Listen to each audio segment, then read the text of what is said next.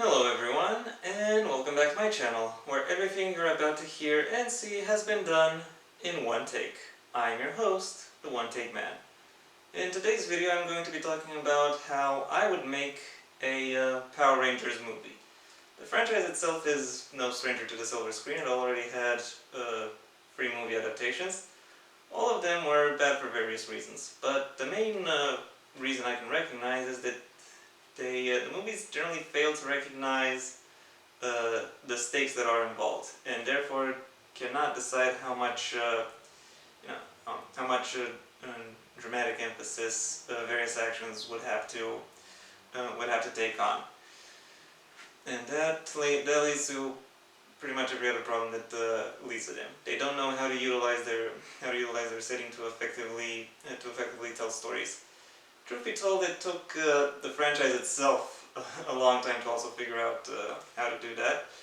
But eventually they got their act together and managed to be as long living as they are now. And I want to showcase that with two silver screen narrative suggestions. One which will look at the franchise as a whole and take elements from its entire history, or as close to its entire history as possible. And two, a series finale movie. We've already tried to introduce a Power Rangers series with a movie, and that doesn't work. I instead want to show what I would do if I had to make a movie that would conclude a series. More on that later. Let's start with the franchise movie. The franchise movie would start in the SPD setting. For those of you who don't know, Power Rangers SPD was a series that focused on a team of Power Rangers that acted as police units.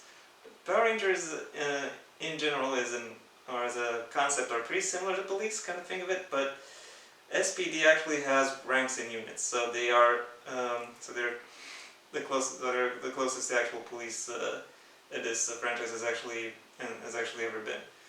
And in the beginning of the movie, they'll be visiting a prison, and during their visit, there is a prison riot. The Rangers do their best to contain the prison riot, but once they have done that, they find out that several of the most dangerous inmates have escaped, or rather disappeared, and they try to figure out how they did it. And during their investigation, they find a very strange energy signature. As they make that discovery, the Time Force Rangers, which are also kind of a police-themed Power Rangers team, but their focus is more on investigating, time travel shenanigans. They come into the story, and because they're also investigating some weird time travel issues. And they find that they are following the exact same energy signature. So they set out to seek this time signature out through various settings that are located at various points throughout time and space.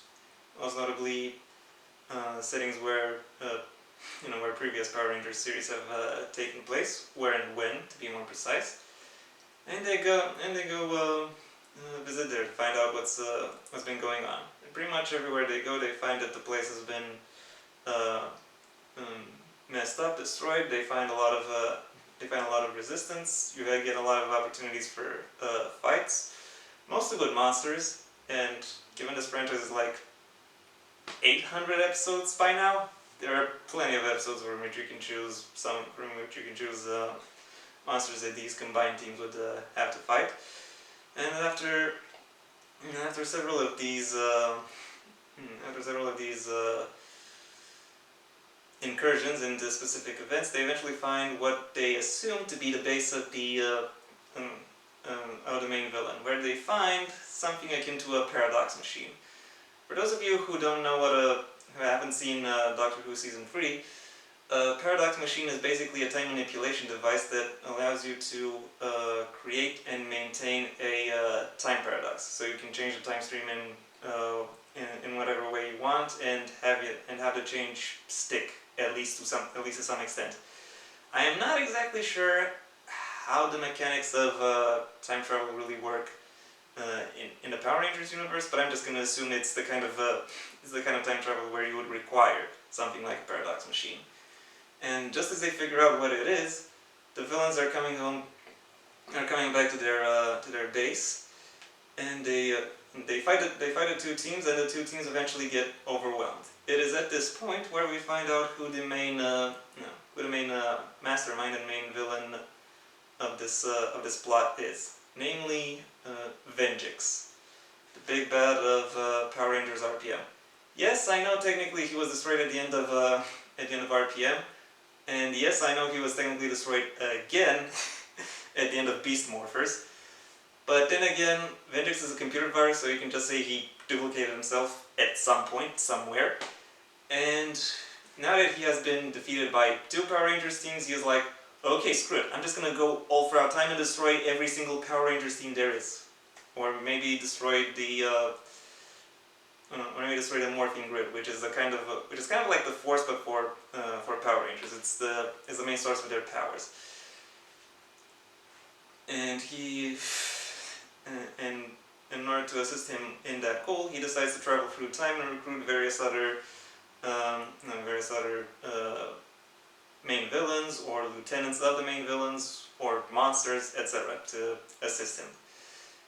While these two teams are being detained, the base is actually attacked from the outside by someone else. We don't know who yet, but the Time Force Rangers and the SPD Rangers use the opportunity to fight their way out of the Force, out of that base, and then teleport away along with their saviors. And when they get back to their safe zone, safe area, safe house, whatever, we see who rescued them. We see a ragtag team of Rangers that have been pretty much look like they've been through hell, as in they've already encountered Venjix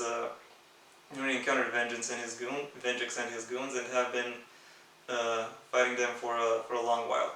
Who should make up this team? Well, my thoughts would be Koda from Dino Charge, Carter from Lightspeed Rescue, Taylor from Wild Force, Kendricks from Lost Galaxy, and the leader would be Tommy Oliver, because of course it's going to be Tommy Oliver. But more precisely, Tommy Oliver from Dino Force, because that is really his one appearance that gets it kind of is generally undervalued. I kind of want him to rep that more than his Mighty Morphin or Zeo days. And yes, I know Tommy Oliver has hogged the spotlight for this franchise for a long time, but precisely because he has hogged it, because he is so well known, and he is synonymous with this franchise to some extent, he needs to be in a movie that celebrates the entire franchise. They eventually, and these teams, talk it out, compare notes, figure out what's going on, and then they decide that in order to stop Venjix, they'll split up. One team, the Ragtag team, will go and warn Venjix's next targets that they are being attacked by someone who is pretty powerful.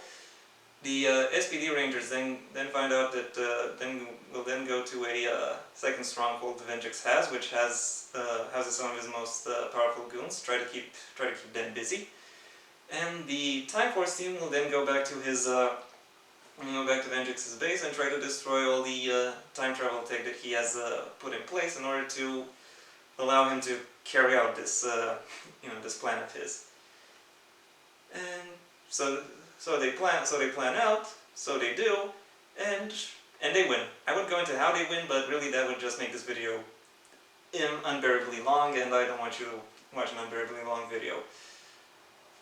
And after they win, there is also a bit of a coda, a bit of falling action, a bit of an epilogue where the various Rangers interact, just as friends or former colleagues.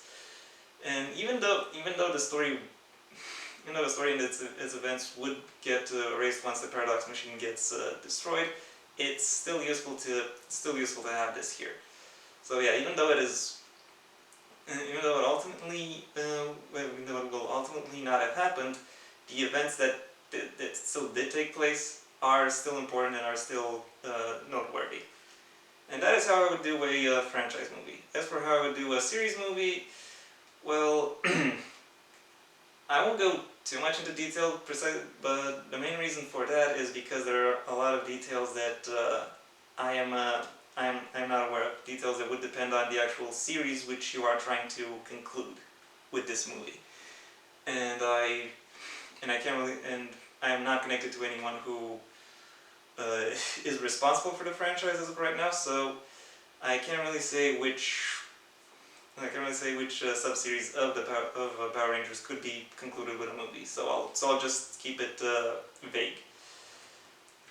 The main idea of a series concluding movie is that it's been several weeks or maybe months since the main villain has had or tried to or attempted any kind of attack on the on whatever setting the story takes place in. And while the Rangers are trying to do their best to prepare, they don't know what exactly they have to prepare for. So there is a little bit of an anxiety going up around them. And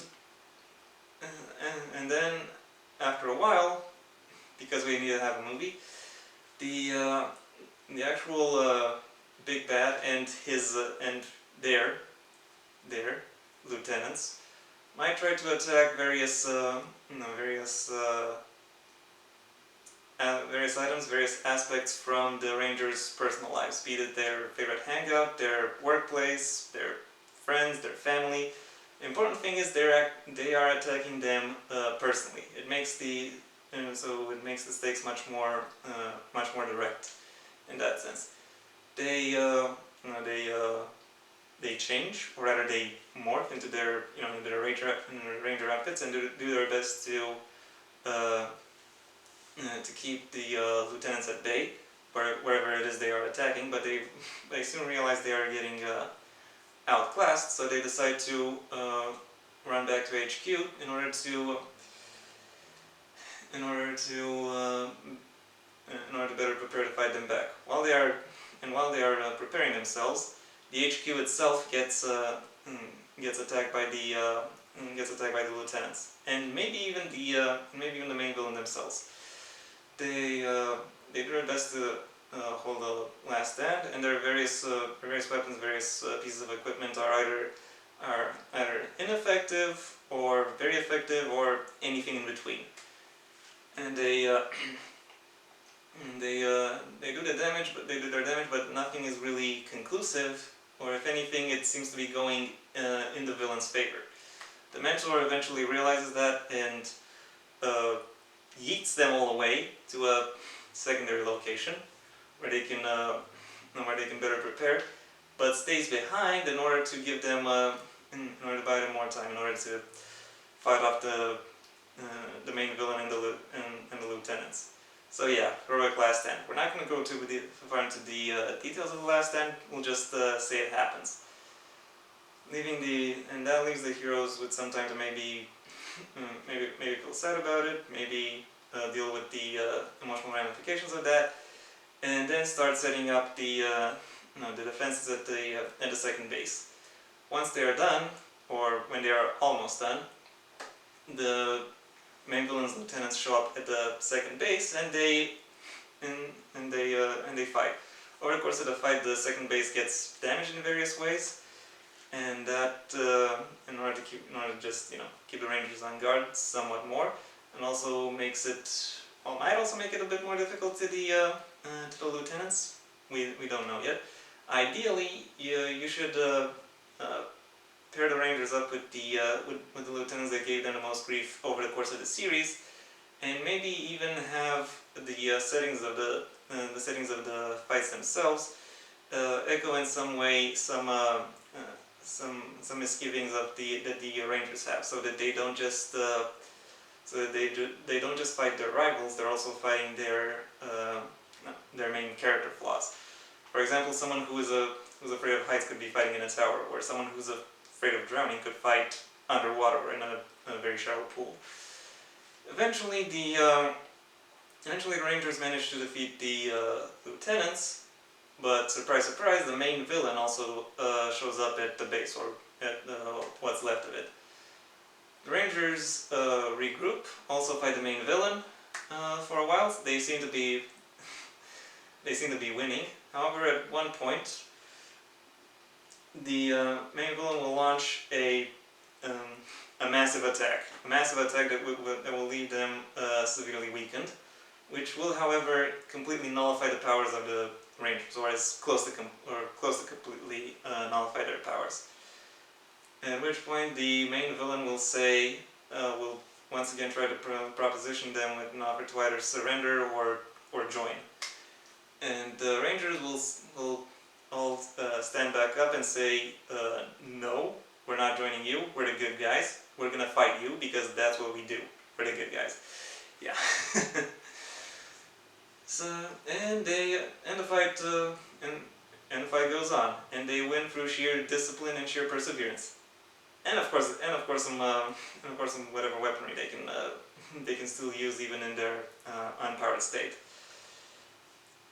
And then when the movie ends, they discuss their future plans. Might possibly deal with the ramifications of having been outed as the Rangers, maybe, and also mourn the loss of their mentor.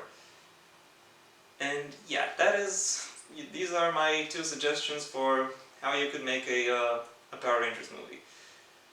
If anyone at Hasbro or whoever owns the Power Rangers IP now finds that these ideas are in any way good, please contact me, and I'd love to expand on the story, even if a bit. For everyone else, thank you very much for your attention. If you enjoyed this video, then go ahead and leave a like. If you have anything you'd like to add, the comment section is widely available. And if you want to see when the next video comes out, spoiler alert, it's going to be next week. If you want to see when exactly next week, I suggest you subscribe. Maybe also ring the bell or do whatever else YouTube will ask of you. Until next time, I have been the One Take Man.